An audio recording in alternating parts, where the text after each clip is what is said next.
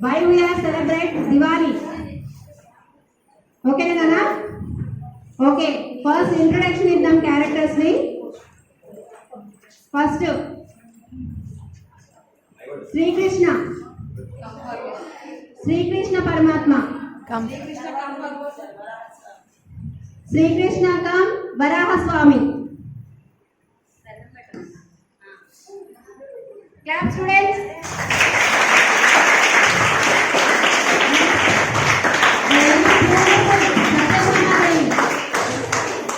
Please come. Satyabhama Devi. Clap. Very powerful Bhudevi.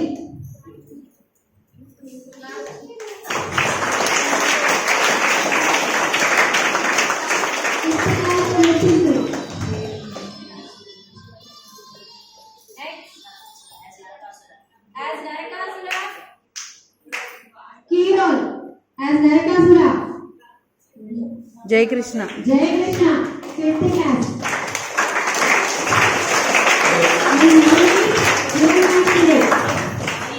Navaneet Hiranyakshudu 5th standard.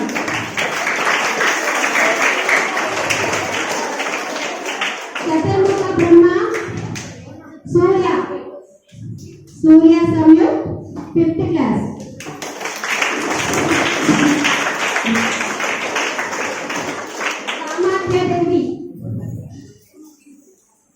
Kamakya Devi as a Kamakya Devi.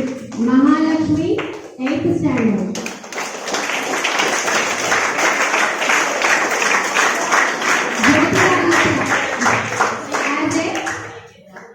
As a sage Muni.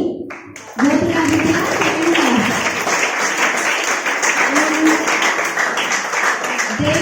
Remaining Devatalu. సామాన్య ప్రజలు దేవతలు రావాలన్న. 8th standard ఆశ్రిత చరితాన్విత గాయత్రి.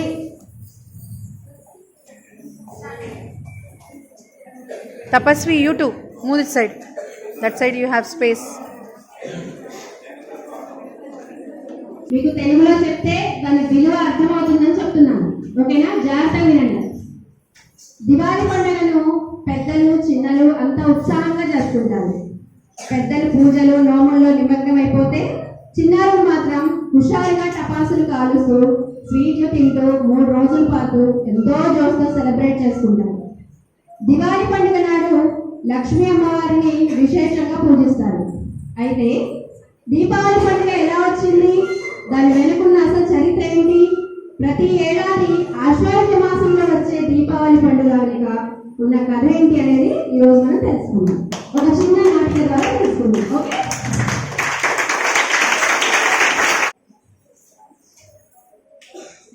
నరకాసురుణ్ణి సత్యభామ వధించిన నాడే దీపావళి పండుగ వచ్చిందని పురాణాలు చెప్తున్నాయి. పూర్వం హిరణ్యాక్షుడు అనే రాక్షసుడు భూమిని సముద్ర జాలలోకి పడేస్తాడు.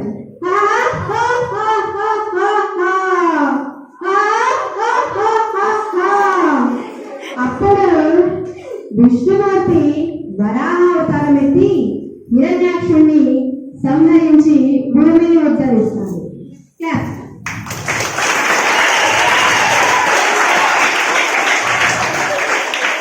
ఆ సమయంలో వారికి ఒక పుత్రుడు జన్మిస్తాడు. ఆ పుత్రుడే నరకాసురుడు. ఆ పుత్రుడికి రాక్షస లక్షణాలు ఉన్నాయని శ్రీకృష్ణుడు భూదేవికి చెప్తాడు. ఆ మాటలకు బాధపడిన భూదేవి ఎప్పటికైనా విష్ణుమూర్తే తన బిడ్డను సంహరిస్తాడు అని భయపడి తన బిడ్డకు రక్షణ ప్రసాదించమని కోరుతుంది. అందుకు విష్ణుమూర్తి అంగీకరించి కన్న తల్లి చేతుల్లోనే తన మరణం ఉందని హెచ్చరించి వెళ్ళిపోతాడు. ఏ తల్లి తన బిడ్డను చంపుకోవాలని భావించిన భూదేవి ఎంతో సంతోషిస్తుంది. అయితే జనక మహారాజు పర్యవేక్షణలో నరకాసురుడు పెరిగి ఎంతో శక్తివంతంగా మారతాడు. నేనే లోక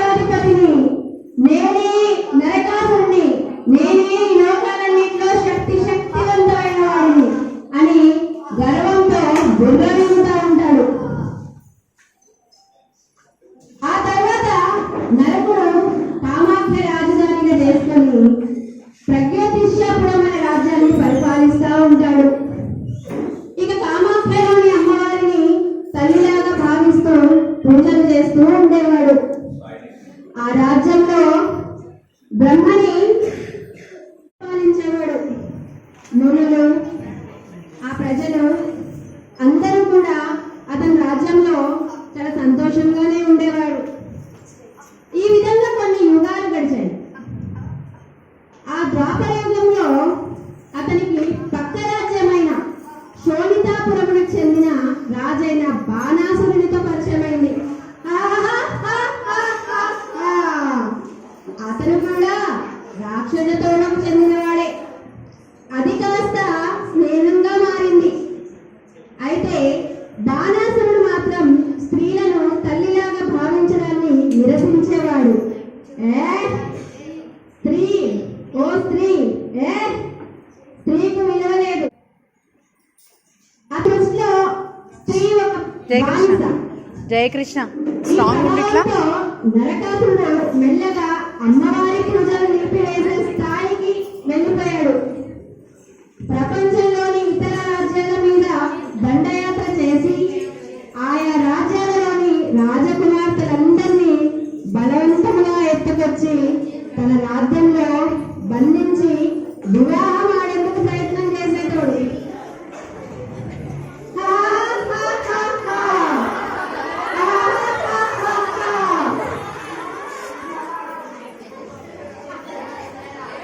అలా అహంకారంతో ప్రవర్తిస్తున్న నరకాసురుడు ఒకసారి స్వర్గం మీద కూడా దేవతలపై దండయాత్ర చేసి ఋషులపై కూడా దండయాత్రని మొదలుపెట్టాడు. ఋషులు, రాజకుమార్తెలు, దేవతలు సైతం కూడా అందరూ కూడా తన ప్రవర్తనకి ఇబ్బంది పడేవాడు. కన్న తల్లి అయిన అతిథి మాత చెవికుండలాలను తస్కరించి దేవతలను దేవమాతను అవమానించాడు. అతిథి మాత చెవికుండలాలు తస్కరించి దేవతలను దేవమాతను అవమానించేవాడు.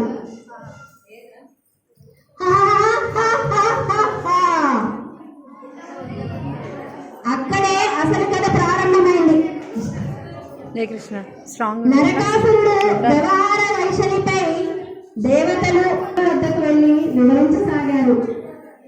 ఋషులు, ప్రజలు, దేవతలు, మునులు అందరూ కూడా మన శ్రీకృష్ణ పరమాత్మ దగ్గరికి వచ్చి నరకాసురుడు వల్ల వాళ్ళు అనుభవించే బాధల్ని వివరించసాగారు.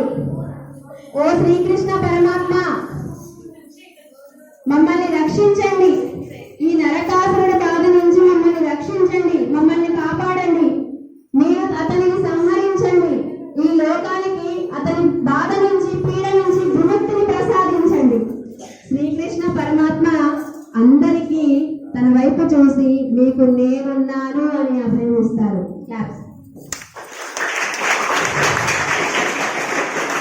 అదే సమయంలో భూదేవి సత్యభామ రూపంలో అవతరించి శ్రీకృష్ణుణ్ణి వివాహం ఆడుతుంది. కానీ ఆమెకు పూర్వపు సంఘటనలు ఏమీ గుర్తులేవు. తనే భూదేవి అన్న విషయం, తనకు ఒక కుమారుడు ఉన్నాడు అనే విషయం కూడా తనకి గుర్తులేదు. ఎందుకంటే తన భూదేవి అంశలో పుట్టిన సత్యభామాదేవి. ఆ సత్యభామాదేవి నేను కూడా మీతో పాటు యుద్ధానికి వస్తానని శ్రీకృష్ణుడిని అడుగుతుంది. దానికి సమ్మతించిన శ్రీకృష్ణుడు సత్యభామతో కలిసి అశ్వ సైన్యంతో వెళ్తారు. అక్కడ శ్రీకృష్ణుడికి నరకాసురునికి మధ్య ప్రారంభమైన యుద్ధం చాలా ఉగ్రంగా నడుస్తుంది, ఉగ్రరూపం దారుస్తుంది. చాలాసేపు యుద్ధం తర్వాత విష్ణుమూర్తి ఇచ్చిన వరప్రభావం వలన నరకుడిని సంహరించక సాధ్యపడదు. దేనికి? తన కన్న తల్లి చేతుల్లోనే తన మరణం ఉంటుంది అని భూదేవికి వరం ప్రసాదిస్తాడు. సో అప్పుడేంటి, విష్ణుమూర్తి మూర్ఛపడిపోయినట్లు నటిస్తారు. ఆ విషయం తెలియని సత్యభామ ఉగ్రరూపం దాలుస్తుంది.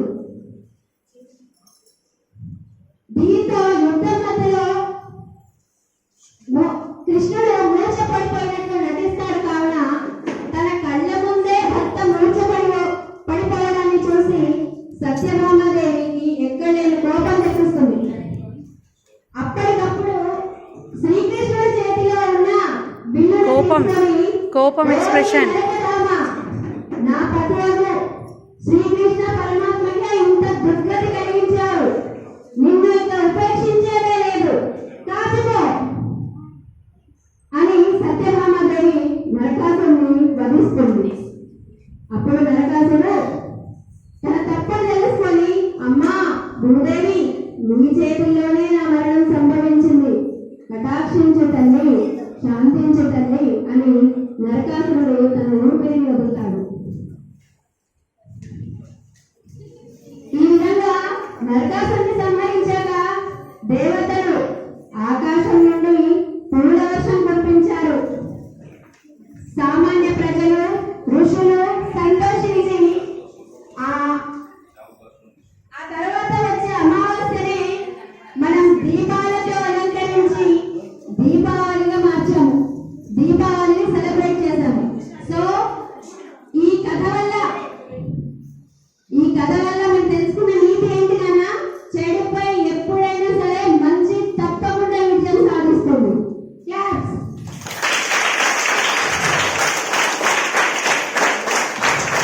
మీరందరూ సంతోషంగా ఇలానే దీపాలతో వెలుగుతూ ప్రకాశవంతంగా ఉండాలని కోరుకుంటున్నాము మనస్ఫూర్తిగా. Infinity basis school happy Diwali.